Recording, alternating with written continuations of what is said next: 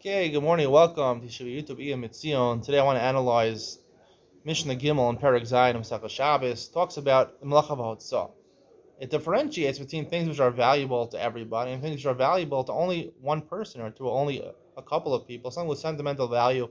It has no value, like a picture or something like that. A picture of your family doesn't have value to anybody. It only has value to the people who took the picture, whose family it is. If some random person comes to your house and takes out a picture of your family and doesn't even know who your family is, he's not chayav hotzah, the Mishnah says, because it's not valuable to him. So we've learned until now that in terms of being chayav hotzah, it has to be a muscle. It has to be something which is a burden.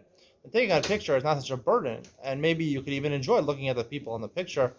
However, the Mishnah says you're not going to be chayiv. The only person who's chayiv is a person who it has value to, it has sentimental value to.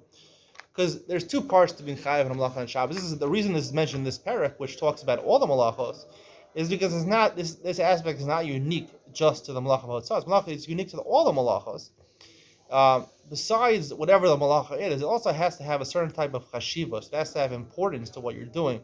It has to be considered a malacha, an avoda, something that is cumbersome, something that is malacha. So if I take out someone else's picture, so that's right, that's only valuable to them, so I haven't accomplished anything. You have to accomplish something with your malacha. If you're not accomplishing anything, right, you're taking out someone else's picture, it's worthless, right? So it's not an accomplishment. You have to accomplish something.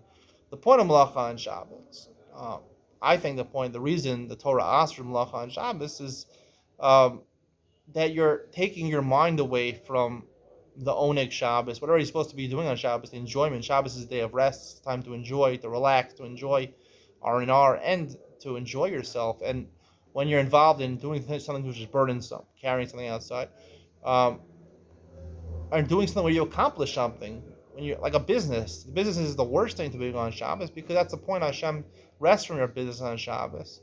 Don't do something where you're accomplishing something, right? Business is good. You feel success. You're accomplishing something, but not on Shabbos. Because when you accomplish on something, when you're focused on your business and you focus on accomplishing something, so you take away from the whole point of Shabbos, which is to rest and relax. Because there's a lot of big part of life that's focused on not just accomplishing, having success, but a big part of life is enjoying yourself. People talk about the work-life balance. There is a part of life. Most people aren't able to balance it. Either you have life or you have work.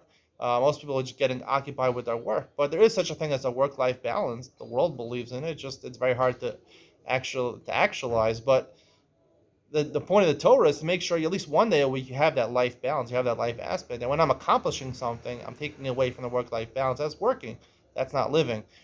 So if I'm doing something meaningless, taking out someone else's picture, that's not accomplishing anything. That's not part of an endeavor that I'm doing, a business that I'm doing. It wouldn't be part of my business to take away something, to take something from one place to another place, someone else's picture. Who cares?